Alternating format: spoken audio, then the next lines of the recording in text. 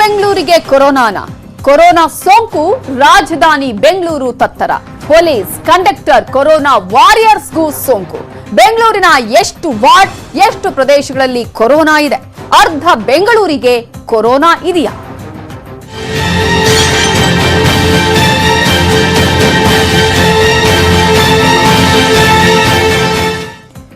ಬೆಂಗಳೂರಿಗರೇ ಎಚ್ಚರ ಕಟ್ಟೆಚ್ಚರ.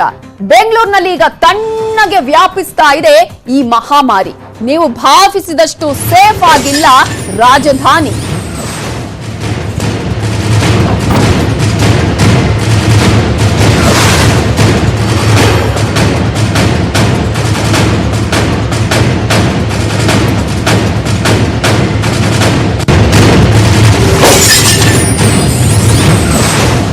ಬೀಳಿಸುವಂತಿದೆ ಬೆಂಗಳೂರಿನ ಕೊರೋನಾ ಕೇಸ್ ಹಿಸ್ಟ್ರಿ. ಸೇಫ್ ಆಗಿದ್ದೇವೆ ಅಂತ ಏನಾದ್ರೂ ನೀವು ಅಂದುಕೊಂಡಿದ್ರೆ ಅಲರ್ಟ್ ಆಗಿ. ದಿನದಿಂದ ದಿನಕ್ಕೆ ಹೆಚ್ಚಾಗ್ತಾ ಇದೆ ಸೋಂಕಿತ ವಾರ್ಡ್ಗಳ ಸಂಖ್ಯೆ.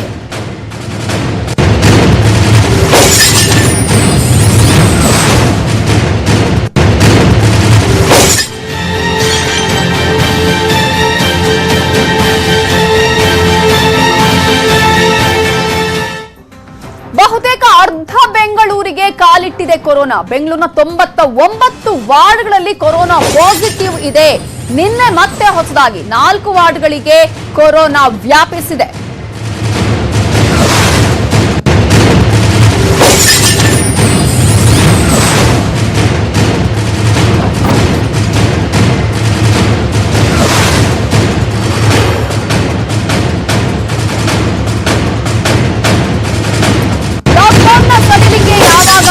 ಆ ನಂತರ ಬೆಂಗಳೂರಲ್ಲಿ 124 ಹೊಸ ಕೇಸ್ಗಳು ಪತ್ತೆಯಾಗಿದೆ. ಬೆಂಗಳೂರಿನ ಬಹುತೇಕ ಅರ್ಧ ಭಾಗಕ್ಕೆ ಕೊರೋನಾ ವ್ಯಾಪಿಸಿದೆ. ಮೇ 31ರವರೆಗೆ ಬೆಂಗಳೂರಲ್ಲಿ 357 ಕೊರೋನಾ ಕೇಸ್ಗಳಿತ್ತು. ಆದ್ರೆ ಜೂನ್ ತಿಂಗಳ ಈ 11 ದಿನ ಇದೆಯಲ್ಲ, 1ರಿಂದ ಇವತ್ತು 12ನೇ ತಾರೀಕು, ಈ 11 ದಿನಗಳಲ್ಲಿ 124 ಹೊಸ ಕೇಸ್ಗಳು ಪತ್ತೆಯಾಗಿದೆ. 99 ವಾರ್ಡ್ಗಳಲ್ಲಿ 113 ಪ್ರದೇಶಗಳು ಕಂಟೈನ್ಮೆಂಟ್ ಆಗಿದೆ. 13 ಅಪಾರ್ಟ್ಮೆಂಟ್, 2 ಸ್ಲಂಗಳು ಕೂಡ ಕಂಟೈನ್ಮೆಂಟ್ ಝೋನ್ ಆಗಿದೆ. ಬೆಂಗಳೂರಿನ 6 ಕಂಟೈನ್ಮೆಂಟ್ ಝೋನ್ಗಳಲ್ಲಿ ಆತಂಕ ಇದೆ. 6 ಝೋನ್ಗಳಲ್ಲಿ 34% ಕೊರೋನಾ ಪ್ರಕರಣಗಳಿದೆ. ಪೊಲೀಸ್ ಕಂಡಕ್ಟರ್ ಕೊರೋನಾ ವಾರಿಯರ್ಸ್ಗೂ ಕೂಡ ಕೊರೋನಾ ಬಂದಿದೆ. ಬೆಂಗಳೂರು ಇನ್ನು ಅಲರ್ಟ್ ಆಗಲೇಬೇಕಾದಂತಹ ಅನಿವಾರ್ಯ ಪರಿಸ್ಥಿತಿಯಲ್ಲಿ ಇದೆ. ಬೆಂಗಳೂರಿನ 99 ವಾರ್ಡ್ಗಳಲ್ಲಿ ಕೊರೋನಾ ಪಾಸಿಟಿವ್ ಇದ್ರೆ 99 ವಾರ್ಡ್ಗಳ 113 ಪ್ರದೇಶಗಳು ಕಂಟೈನ್ಮೆಂಟ್ ಝೋನ್ ಆಗಿದೆ. 13 ಅಪಾರ್ಟ್ಮೆಂಟ್ಗಳಲ್ಲಿ 2 ಸ್ಲಂಗಳು ಕೂಡ ಕಂಟೈನ್ಮೆಂಟ್ ಝೋನ್ ಆಗಿದೆ.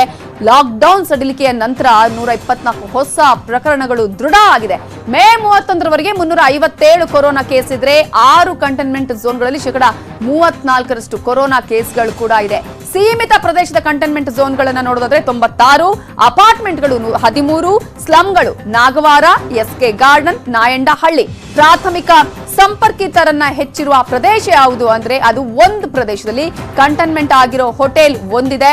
ಇಂದಿನಿಂದ ಕಂಟೈನ್ಮೆಂಟ್ ಆಗಿರೋದು ನಾಯಂಡಹಳ್ಳಿಯ ಸ್ಲಮ್ ಅಲ್ಲಿ ಈಗಾಗಲೇ ಆತ್ಮಹತ್ಯೆ ಮಾಡಿಕೊಂಡಂತಹ ಯುವಕನಲ್ಲಿ ಕೊರೋನಾ ಪಾಸಿಟಿವ್ ಇರುವ ಹಿನ್ನೆಲೆಯಲ್ಲಿ ನಾಯಂಡಹಳ್ಳಿ ಕೂಡ ಇವತ್ತಿನಿಂದ ಕಂಟೈನ್ಮೆಂಟ್ ಝೋನ್ ಆಗಿದೆ ಅನ್ನೋದನ್ನ ನಾವು ಗಮನಿಸಬೇಕು. ಪಾದರಾಯನಪುರದಲ್ಲಿ 6% ಕೇಸ್ ಇದ್ರೆ ಅಗ್ರಹಾರ ದಾಸರಹಳ್ಳಿಯಲ್ಲಿ 7% ಕೇಸ್, ಮಂಗಮ್ಮನ ಪಾಳ್ಯದಲ್ಲಿ 3% ಕೇಸ್ ಪತ್ತೆಯಾಗಿದೆ. ಎಸ್ಕೆ ಗಾರ್ಡನ್ ನಲ್ಲಿ 13% ಕೇಸ್ಗಳು ಪತ್ತೆಯಾಗಿದೆ. ಇನ್ನು ಮಲ್ಲೇಶ್ವರದಲ್ಲಿ 3% ಕೇಸ್ಗಳಿದೆ. ಶಿವಾಜಿನಗರ ಅಗ್ರಂ ವಾರ್ಡ್ ಅಲ್ಲಿ 2% ಕೇಸ್ ಇದೆ.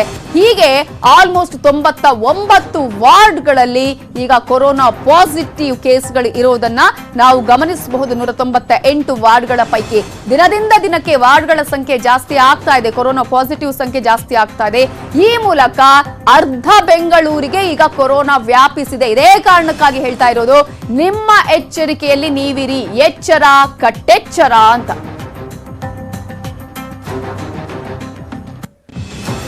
ಇನ್ನು ಬಿಬಿಎಂಪಿ ವ್ಯಾಪ್ತಿಯಲ್ಲಿ 113 ಕಂಟೈನ್ಮೆಂಟ್ ಝೋನ್ಗಳಿದೆ. ಪಾಲಿಕೆಯ 198 ವಾರ್ಡ್ಗಳ ಪೈಕಿ 109 ವಾರ್ಡ್ಗಳಲ್ಲಿ ಸೋಂಕು ಇದೆ. ಬಹುತೇಕ ಪ್ರಕರಣಗಳಲ್ಲಿ ಸೋಂಕಿನ ಮೂಲವೇ ನಿಗೂಢ ಆಗಿದೆ. ಪ್ರತಿ ಬಾರಿ ಕೂಡ ಈ ವಿಚಾರವನ್ನ ಹೇಳುವಾಗ ಎಲ್ಲಿಂದ ಸೋಂಕು ಮತ್ತು ಯಾವ ರೀತಿಯಾಗಿ ಅವರಿಗೆ ಬಂತು, ಸಿಂಪ್ಟಮ್ಯಾಟಿಕ್ ಅಂತ ಏನು ಹೇಳ್ತಾರೆ, ಸಿಂಪ್ಟಮ್ಸ್ ಇಲ್ಲದೇನೆ ಅವರಲ್ಲಿ ಕೊರೋನಾ ಪಾಸಿಟಿವ್ ಕಂಡು ಬರ್ತಾ ಇರೋದು, ಇದೇ ಈಗ ಆತಂಕಕ್ಕೆ ಕಾರಣ ಆಗ್ತಾ ಇರೋದು.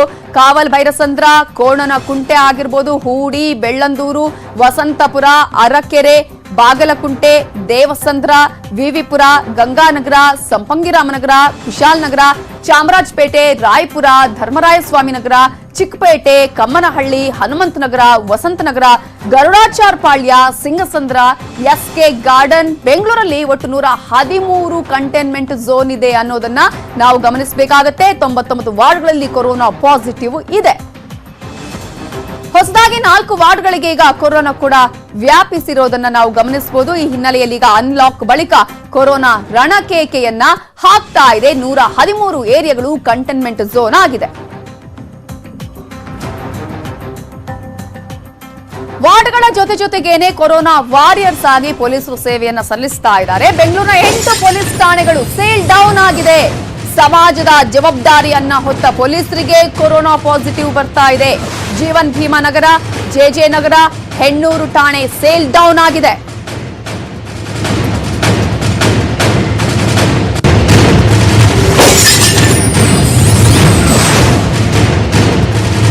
ಬೆಂಗಳೂರಿನ 8 ಪೊಲೀಸ್ ಸ್ಟೇಷನ್ಗಳು ಸೀಲ್ ಡೌನ್ಗೆ ಒಳಪಟ್ಟಿದೆ. ಇನ್ನು ಜಯನಗರ, ಹೆಬ್ಬಗೋಡಿ, ಸೋಲದೇವನಹಳ್ಳಿ, ಸಿಟಿ ಮಾರ್ಕೆಟ್, ಬೈಯಪ್ಪನ ಹಳ್ಳಿ ಠಾಣೆ ಕೂಡ ಸೀಲ್ ಡೌನ್ ಆಗಿದೆ. ಜೀವನ್ ಭೀಮಾನಗರ, ಜೆಜೆ ನಗರ, ಹೆಣ್ಣೂರು ಠಾಣೆ ಕೂಡ ಸೀಲ್ ಡೌನ್ ಆಗಿರೋದನ್ನ ನಾವು ಗಮನಿಸಬೇಕಾಗುತ್ತೆ. ಇನ್ನು ಹೆಚ್ಚು ಪೊಲೀಸ್ ಸಿಬ್ಬಂದಿ, ಆಲ್ಮೋಸ್ಟ್ ಬೆಂಗಳೂರಿನ 100ಕ್ಕೂ ಹೆಚ್ಚು ಪೊಲೀಸ್ ಸಿಬ್ಬಂದಿ ಕ್ವಾರಂಟೈನ್ಗೆ ಒಳಪಟ್ಟಿದ್ದಾರೆ. ಪೊಲೀಸ್ ಠಾಣೆಗಳಲ್ಲಿ ಬಂಧಿತ ಆರೋಪಿಗಳಲ್ಲಿ ಸೋಂಕು ಕಾಣಿಸಿಕೊಂಡಿದೆ. ಆರೋಪಿಗಳಲ್ಲಿ ಸೋಂಕು ಪತ್ತೆಯಾದ ಹಿನ್ನೆಲೆಯಲ್ಲಿ ಠಾಣೆಗಳು ಸೀಲ್ ಡೌನ್ ಆಗಿದೆ. ಆರೋಪಿಗಳಿಂದಾನೇ ಈಗ ಪೊಲೀಸರಿಗೆ ಆತಂಕ ಶುರುವಾಗಿದೆ. ಕೊರೋನಾ ಭೀತಿ ಕಾಣಿಸಿಕೊಳ್ತಾ ಇದೆ. ಇನ್ನು 600ರ ಗಡಿಯಲ್ಲಿ ಬೆಂಗಳೂರಿನ ಕೊರೋನಾ ಇದ್ದು ನಿನ್ನೆ ಸಂಜೆವರೆಗೂ ಕೂಡ ಬೆಂಗಳೂರಲ್ಲಿ 581 ಜನರಲ್ಲಿ ಸೋಂಕು ಕಾಣಿಸಿಕೊಂಡಿತ್ತು ನಿನ್ನೆಯ ಲೆಕ್ಕಾಚಾರ. ಆದ್ರೆ ಈಗ 600ರ ಗಡಿ ಅಂತ ನಾವು ಹೇಳಲೇಬೇಕಾಗತ್ತೆ. ಜನರಿಗೆ ಈಗ ಸಾಕಷ್ಟು ಜನರಿಗೆ ಸೋಂಕು ಕಾಣಿಸಿಕೊಳ್ತಾ ಇದೆ. ಹೊರ ರಾಜ್ಯಗಳಿಂದ ಬಂದವರಿಂದ ಹೊಸ ಸೋಂಕು ಬರ್ತಾ ಇರೋದು, ಅವರಿಂದ ಪಾಸಿಟಿವ್ ಬರ್ತಾ ಇರೋದು, ನಂಬರ್ಗಳು ಜಾಸ್ತಿ ಆಗ್ತಾ ಇರೋದನ್ನ ನಾವು ನೋಡಬಹುದು. ಆದ್ರೂ ಸಚಿವ ಸುಧಾಕರ್ಗೆ ಇದೆ ಭಾರಿ ಆಶಾವಾದ. ಬೆಂಗಳೂರಲ್ಲಿ 50% ಸೋಂಕಿತರು ಗುಣಮುಖರಾಗಿದ್ದಾರೆ. ಉಳಿದ 50%ರಲ್ಲಿ 97 ಜನರಿಗೆ ಯಾವುದೇ ರೋಗ ಲಕ್ಷಣಗಳು ಇಲ್ಲ ಅನ್ನೋದನ್ನ ಹೇಳ್ತಾರೆ. 50% ಸೋಂಕಿತರಲ್ಲಿ 3% ಜನರಿಗೆ ಮಾತ್ರ ವಿಶೇಷ ಚಿಕಿತ್ಸೆಯನ್ನ ನೀಡಲಾಗುತ್ತೆ.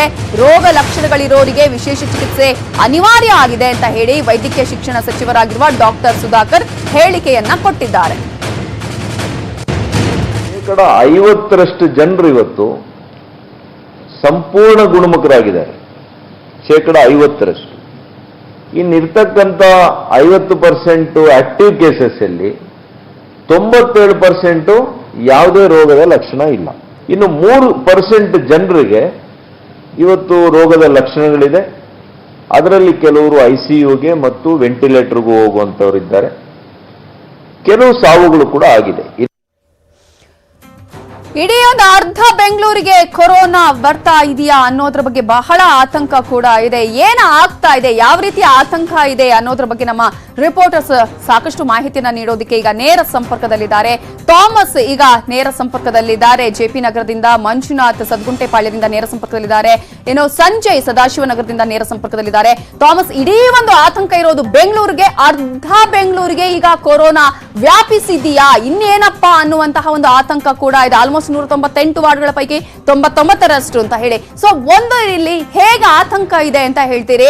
ಇದರ ಬಗ್ಗೆ ನಿಮ್ಮಿಂದ ನಾನು ಮಾಹಿತಿಯನ್ನ ಪಡ್ಕೊಳ್ತೀನಿ. ಆದ್ರೆ ಅದಕ್ಕಿಂತ ಮೊದಲು ವೈದ್ಯಕೀಯ ಶಿಕ್ಷಣ ಸಚಿವರಾಗಿರುವ ಸುಧಾಕರ್ ಏನ್ ಹೇಳಿದ್ದಾರೆ ನೋಡೋಣ. ಆ ದೇವರು ಸಾವಾಗಿರ್ತಕ್ಕಂಥದ್ದು ಮತ್ತು ನಮ್ಮ ವಿಕ್ಟೋರಿಯಾದಲ್ಲಿ ಸಾವಾಗಿದೆ.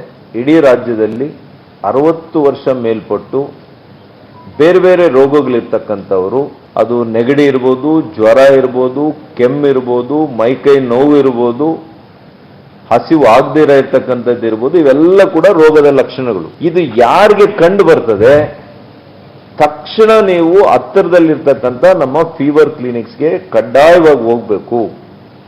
ಇದನ್ನ ನಿಧಾನ ಮಾಡಬೇಡಿ. ಇವತ್ತು ಸಾವಾಗ್ತಾ ಇದ್ರೆ ನೀವು ನಿಧಾನ ಮಾಡಿ ಬೇಜವಾಬ್ದಾರಿಯನ್ನ ಮಾಡ್ಕೊಂಡು ಕೊನೆ ಗಳಿಗೆಯಲ್ಲಿ ಬಂದಾಗ ಆ ದೇವರು ಕೂಡ ನಿಮ್ಮನ್ನ ರಕ್ಷಣೆ ಮಾಡ್ಲಿಕ್ಕಾಗಲ್ಲ. ಇದು ನಮ್ಮ ಆರೋಗ್ಯ ವ್ಯವಸ್ಥೆಯ ಲೋಪ ಅಲ್ಲ, ನಮ್ಮ ವೈದ್ಯರುಗಳ ಲೋಪ ಅಲ್ಲ, ಇವತ್ತು ತಮ್ಮ ಬೇಜವಾಬ್ದಾರಿತನ ಅಂತ ನಾನು ಹೇಳಲೇಬೇಕಾಗ್ತದೆ. ವೈದ್ಯಕೀಯ ಸಚಿವರೇ ಹೇಳಿದ್ದಾರೆ, ಒಂದು ವೇಳೆ ನೀವೇ ಅಸಡ್ಡೆ ಮಾಡಿದ್ರೆ ಏನೂ ಮಾಡೋದಕ್ಕೆ ಸಾಧ್ಯನೇ ಇಲ್ಲ, ದೇವರೇ ಬಂದು ಕಾಪಾಡಿಕೊಳ್ಳೋದಕ್ಕೆ ಸಾಧ್ಯ ಆಗೋದಿಲ್ಲ ಅನ್ನುವಂತಹ ಮಾತನ್ನೇ ಹೇಳುವುದರ ಮೂಲಕ ನಿಮ್ಮ ಆರೋಗ್ಯಕ್ಕೆ ನೀವೇ ಜವಾಬ್ದಾರಿ ಅನ್ನುವಂಥ ವಿಚಾರ ಹೇಳಿದ್ದಾರೆ. ಥಾಮಸ್, ನಿಜವಾಗ್ಲೂ ಇದು ಆತಂಕದ ವಿಚಾರ, ಇನ್ನು ಏನು ಮಾಡೋದಕ್ಕೆ ಆಗೋದಿಲ್ವಾ ಅನ್ನುವಂತಹ ಆತಂಕ ಕೂಡ ಇದೆ. 198 ವಾರ್ಡ್ಗಳ ಪೈಕಿ ಆಲ್ಮೋಸ್ಟ್ 103 ವಾರ್ಡ್ಗಳು ಹೇಗೆ ಏನ್ ಕತೆ ಅನ್ನುವಂತಹ ಆತಂಕ ಇದೆ.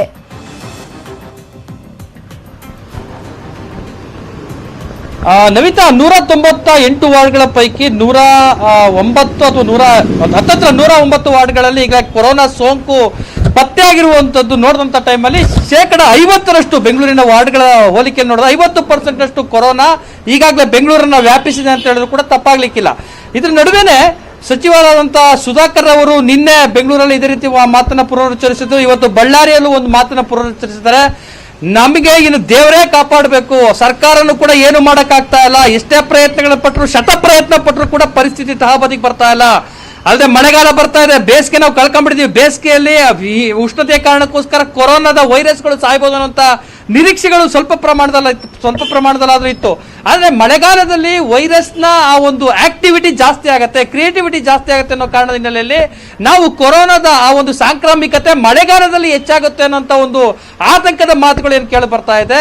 ಇದು ಬಹುಶಃ ಯಾವ ಪರಿಸ್ಥಿತಿಗೆ ಇವತ್ತು ಬೆಂಗಳೂರನ್ನ ಕೊಂಡೋಗುತ್ತೋ ಗೊತ್ತಾಗ್ತಾ ಇಲ್ಲ. ಯಾಕಂದ್ರೆ ಅರ್ಧಕ್ಕರ್ಧದಷ್ಟು ಇವತ್ತು ಬೆಂಗಳೂರಿನಲ್ಲಿ ಕೊರೋನಾ ವ್ಯಾಪಿಸಿದೆ, ಕೊರೋನಾ ಸಾಂಕ್ರಾಮಿಕತೆ ಹೆಚ್ಚಾಗ್ತಾ ಇದೆ, ಸಾವುಗಳು ಹೆಚ್ಚಾಗ್ತಾ ಇದೆ. ನಿನ್ನೆ ನೋಡಿ ಬೆಂಗಳೂರಿನಲ್ಲಿ ಒಂದೇ ದಿನದಲ್ಲಿ 4 ರಿಂದ 5 ಸಾವುಗಳು ಬೆಂಗಳೂರಿನಲ್ಲೇ ಸಂಭವಿಸಿತು.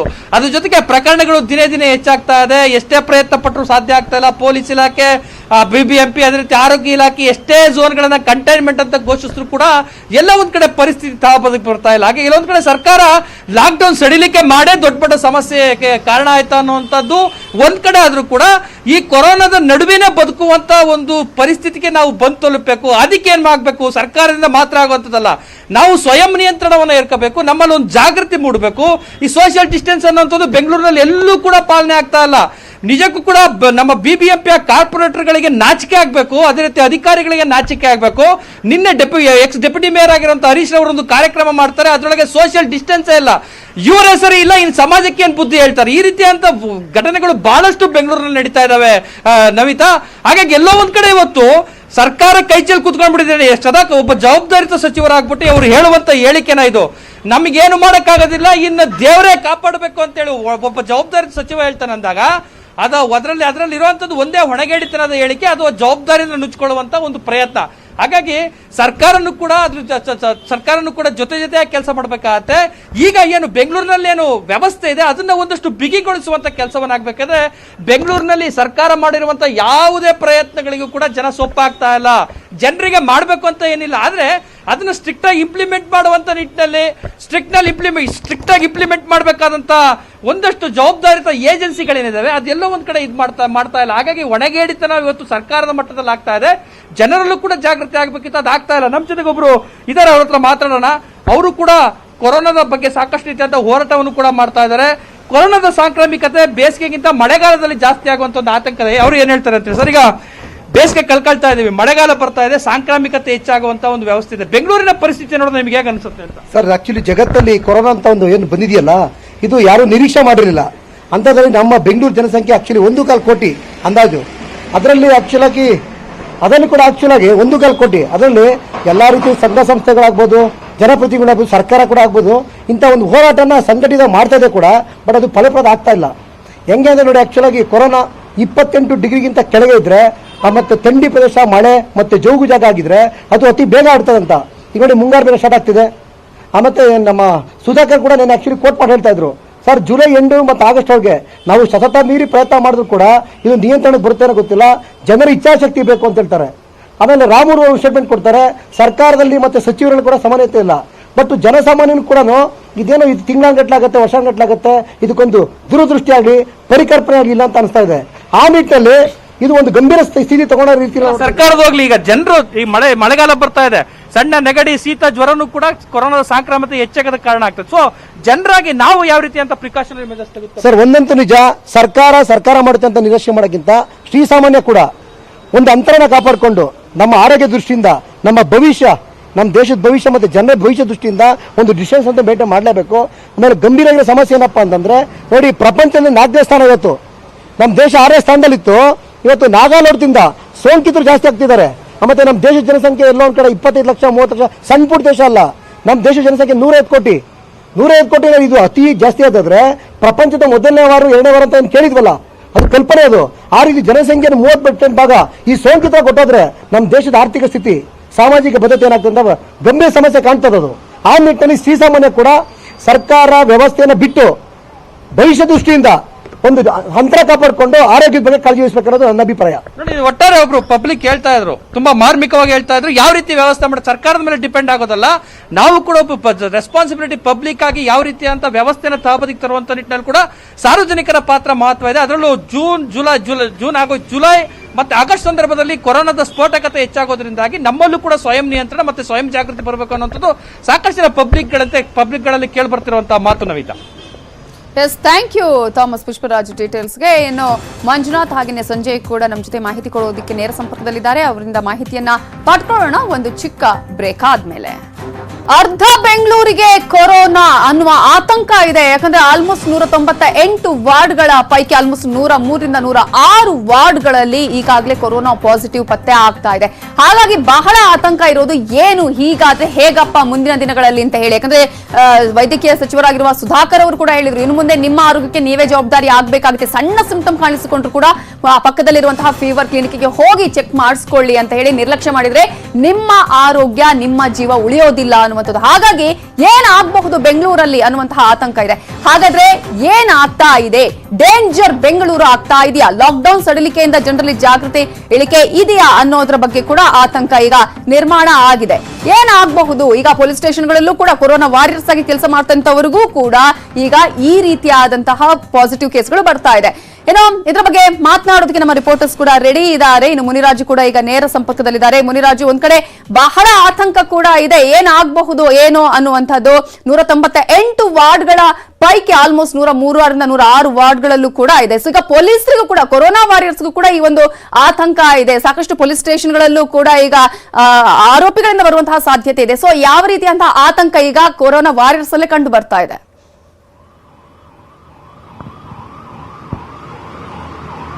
ನವಿತಾ, ಏನು ಬೆಂಗಳೂರಿನಲ್ಲಿ ಇತ್ತೀಚೆಗೆ ಕೊರೋನಾ ಒಂದು ಸೋಂಕು ಪತ್ತೆ ಆಗ್ತಿರೋದು, ಹೆಚ್ಚಾಗ್ತಿರೋದು, ಅದು ಬೆಂಗಳೂರಿನ ಪೊಲೀಸ್ ಮತ್ತೆ ಆರೋಪಿಗಳಲ್ಲಿ ಸಹ ಹೆಚ್ಚಿನ ಸಂಖ್ಯೆಯಲ್ಲಿ ಕಾಣಿಸ್ಕೊಳ್ತಾ ಇದೆ. ಇತ್ತೀಚೆಗೆ ಸುಮಾರು ಒಂದು 7-8 ಪೊಲೀಸ್ ಠಾಣೆಗಳಲ್ಲಿ ಒಂದು ಸೀಲ್ ಡೌನ್ ಆಗಿರುವಂತದ್ದು ಮತ್ತೆ ಸ್ಯಾನಿಟೈಸ್ ಮಾಡಿರೋದು ಸಹ ನಾವು ನೋಡಿದ್ವಿ. ಮತ್ತೆ ಅದೇ ರೀತಿ ಏನು ಆರೋಪಿಗಳನ್ನ ಬಂಧಿಸಿ ಕರ್ಕೊಂಡು ಬಂದ ಸಂದರ್ಭದಲ್ಲಿ ಸಹ ಅವ್ರಿಗೂ ಸಹ ಒಂದು ಪಾಸಿಟಿವ್ ವರದಿ ಆಗ್ತಿರುವಂತದ್ದು, ಎಲ್ಲ ಒಂದ್ ಕಡೆ ಪೊಲೀಸರಿಗೂ ಸಹ ಒಂದು ತಲೆನೋವನ್ನ ಉಂಟು ಮಾಡಿರುವಂತದ್ದು. ಮತ್ತೆ ಇದೇ ವೇಳೆ ಏನು ಸರ್ಕಾರ ಕೂಡ ಒಂದು ಜೂನ್ ಮತ್ತೆ ಜುಲೈನಲ್ಲಿ ಹೆಚ್ಚಿನ ಸಂಖ್ಯೆಯಲ್ಲಿ ಒಂದು ಪಾಸಿಟಿವ್ ಪ್ರಕರಣಗಳು ವರದಿಯಾಗುವ ಬಗ್ಗೆ ಒಂದು ಮಾಹಿತಿಯನ್ನು ಸಹ ಕೊಟ್ಟಿದ್ದಾರೆ. ಖುದ್ದು ಸಚಿವರೇ ಈ ಒಂದು ಮಾಹಿತಿ ಕೊಟ್ಟಿರೋದ್ರಿಂದ ಎಲ್ಲೋ ಒಂದ್ ಕಡೆ ಮತ್ತೆ ಬೆಂಗಳೂರಿನಲ್ಲಿ ಹೆಚ್ಚಾಗುವಂತ ಸಾಧ್ಯತೆಗಳು ದಟ್ಟ ಆಗಿರುವಂತದ್ದು. ಮತ್ತೆ ಇದೀಗ ಮಳೆಗಾಲ ಬೇರೆ ಆರಂಭ ಆಗಿರೋದ್ರಿಂದ ಮಳೆ ಸಹ ಹೆಚ್ಚಿನ ಪ್ರಮಾಣದಲ್ಲಿ ಮಳೆ ಸಹ ಆಗುತ್ತೆ. ಆ ಪ್ರಯುಕ್ತವಾಗಿ ಇನ್ನಷ್ಟು ಸೋಂಕು ಹೆಚ್ಚಾಗುವಂತ ಸಾಧ್ಯತೆ ಇರೋದ್ರಿಂದ ಜನ ಸಹ ಹೆಚ್ಚಿನ ಒಂದು ನಿಗಾ ಮತ್ತೆ ಆರೋಗ್ಯದ ಮೇಲೆ ಕಾಳಜಿ ವಹಿಸಬೇಕು ಅನ್ನೋದು ಈಗ ಎಲ್ಲೆಡೆ ಕೇಳಿ ಬರ್ತಿರುವಂತದ ಮಾತು. ನವಿತಾ, ಓಕೆ, ಹಾಗೆ ಸಂಪರ್ಕದಲ್ಲಿರಿ ಮುನಿರಾಜು. ಇನ್ನು 10 ನಗರಗಳಲ್ಲಿ 60% ಕೋವಿಡ್ ಕೇಸ್ಗಳಿದೆ. ಹೆಚ್ಚು ಜನಸಂಖ್ಯೆ ಇರುವಂತಹ ಬೆಂಗಳೂರಲ್ಲಿ ಸೋಂಕು ಹರಡೋದಿಕ್ಕೆ ಬಿಟ್ಟಿಲ್ಲ ಅಂತ ಹೇಳಿ ವೈದ್ಯಕೀಯ ಶಿಕ್ಷಣ ಸಚಿವರಾಗಿರುವ ಸುಧಾಕರ್ ಟ್ವೀಟ್ ಅನ್ನ ಮಾಡಿದ್ದಾರೆ.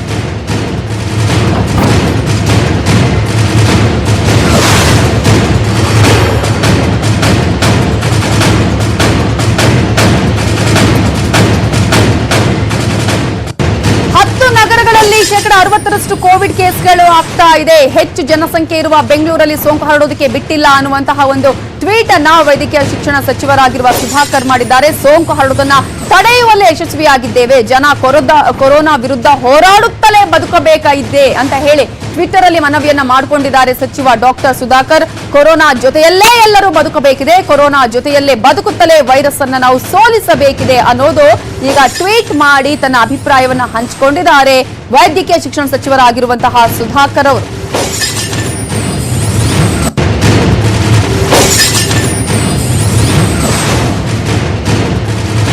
ಇದರ ಬಗ್ಗೆ ಬಗ್ಗೆ ಡೀಟೇಲ್ಸ್ ಕೊಡೋದಕ್ಕೆ ಸಂಜಯ್ ನಮ್ಮ ಜೊತೆ ಈಗ ನೇರ ಸಂಪರ್ಕದಲ್ಲಿದ್ದಾರೆ. ಸಂಜಯ್, ವೈದ್ಯಕೀಯ ಸಚಿವರಾಗಿರುವ ಸುಧಾಕರ್ ಅವರು ಒಂದ್ ಕಡೆ ಹೇಳ್ತಾರೆ, ನಿಮ್ಮ ಆರೋಗ್ಯ ನಿಮ್ಮ ಕೈಯಲ್ಲಿದೆ, ನಿಮ್ಮ ಜೀವನ ಉಳಿಸ್ಕೊಳ್ಬೇಕಾಗಿರೋರು ನೀವೇ ಅನ್ನೋದರ ಜೊತೆಗೆ ನಾವು ಬೆಂಗಳೂರಲ್ಲಿ ಆಗಿರ್ಬೋದು ಅಥವಾ ಬೇರೆ ಬೇರೆ ಕಡೆಯಲ್ಲಿ ಜಾಸ್ತಿಯಾಗಿ ಹರಡದ ನಿಟ್ಟಿನಲ್ಲಿ ಪ್ರಯತ್ನಗಳನ್ನ ಮಾಡ್ತಾ ಇದ್ದೀವಿ ಅಂತ ಹೇಳಿ ಅವರ ಮಾತಿನಲ್ಲೇ ಒಂದ್ ರೀತಿಯ ಆತಂಕ ಇದೆ ಅಲ್ವಾ, ಹೇಗೆ ಅಂತ?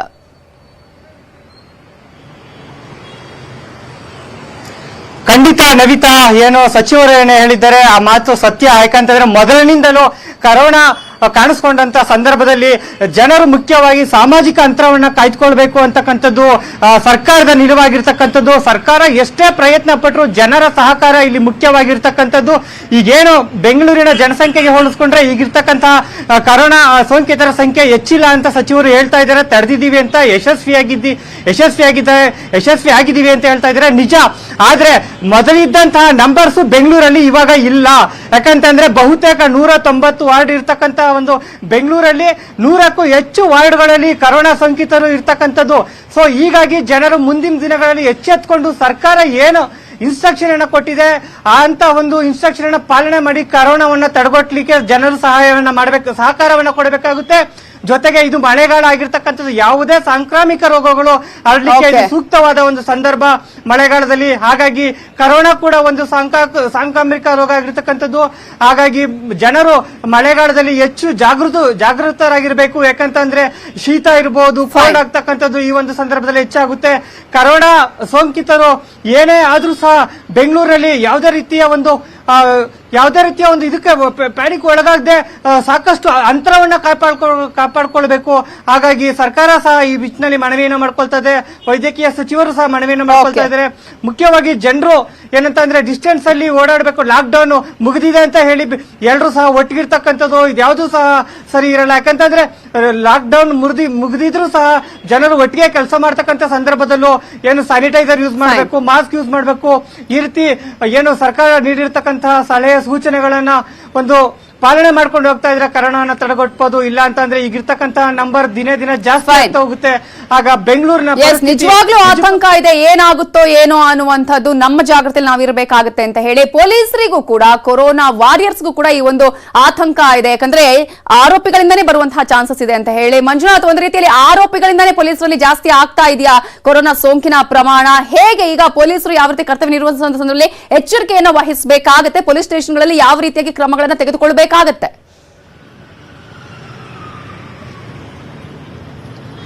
ನವಿತಾ, ಬೆಂಗಳೂರು ನಗರದಲ್ಲಿ ದಿನೇ ದಿನೇ ಕೊರೋನಾದ ಒಂದು ಹಾವಳಿ ಜಾಸ್ತಿ ಆಗ್ತಿದೆ ಅಂತ ಹೇಳ್ಬೋದು. ಅದರಲ್ಲೂ ಪ್ರಮುಖವಾಗಿ 24 ಗಂಟೆಗಳ ಕಾಲ ಕೆಲಸ ಮಾಡ್ತಿರುವಂತಹ ಕೊರೋನಾ ವಾರಿಯರ್ಸ್ ಅನ್ನು ಕೂಡ ಅಷ್ಟೇ ಒಂದು ಕೊರೋನಾ ಬಿಡ್ತಿಲ್ಲ ಅಂತ ಹೇಳ್ಬೋದು. ಜೊತೆಗೆ ಪ್ರಮುಖವಾಗಿ ಪೊಲೀಸರು, ಯಾಕಂದ್ರೆ ಪ್ರತಿಯೊಂದು ರಸ್ತೆಯುದ್ದಕ್ಕೂ ಕೂಡ ಅಷ್ಟೇ ಬಂದೋಬಸ್ತ್ ಆಗಿರ್ಬೋದು, ಯಾವುದೇ ಒಂದು ಏರಿಯಾ ಸೀಲ್ ಡೌನ್ ಆದ್ರೂ ಕೂಡ ಅಷ್ಟೇ ಅಲ್ಲಿ ಭದ್ರತೆ ಅಂತ ಪೊಲೀಸರನ್ನು ನಿಯೋಜನೆ ಮಾಡ್ತಾರೆ. ಅಂತಹ ಪೊಲೀಸರಲ್ಲಿ ಈಗ ಪಾಸಿಟಿವ್ ಪ್ರಕರಣಗಳು ದಿನೇ ದಿನೇ ಜಾಸ್ತಿ ಆಗ್ತಿದೆ. ಬೆಂಗಳೂರು ನಗರದಲ್ಲಿ ಒಂದು ದಿನಕ್ಕೆ 2 ಪೊಲೀಸ್ ಸ್ಟೇಷನ್ಗಳಲ್ಲಿ ಒಂದು ಪಾಸಿಟಿವ್ ಪ್ರಕರಣಗಳು ಕಳೆದ 3-4 ದಿನಗಳಿಂದ ಬರ್ತಾ ಇರುವಂತದ್ದು. ಯಾಕಂದ್ರೆ ನಿನ್ನೆಯೂ ಕೂಡ ಅಷ್ಟೇ HSR ಲೇಔಟ್ ಪೊಲೀಸ್ ಠಾಣೆಯಲ್ಲಿರುವಂತಹ ಒಬ್ಬ ಆರೋಪಿಗೆ ಪಾಸಿಟಿವ್ ಆಗಿದೆ. ಜೊತೆಗೆ ಸಿಸಿಬಿ ಕಚೇರಿಯಲ್ಲಿ 4 ಸಿಸಿಬಿ ಅಧಿಕಾರಿಗಳು ಹಿಡ್ಕೊಂಡು ಬಂದಂತ ವೇಳೆಯಲ್ಲಿ ಅದರಲ್ಲಿ ಓರ್ವ ಆರೋಪಿಗೆ ಪಾಸಿಟಿವ್ ಆಗಿರುವಂತಹದ್ದು.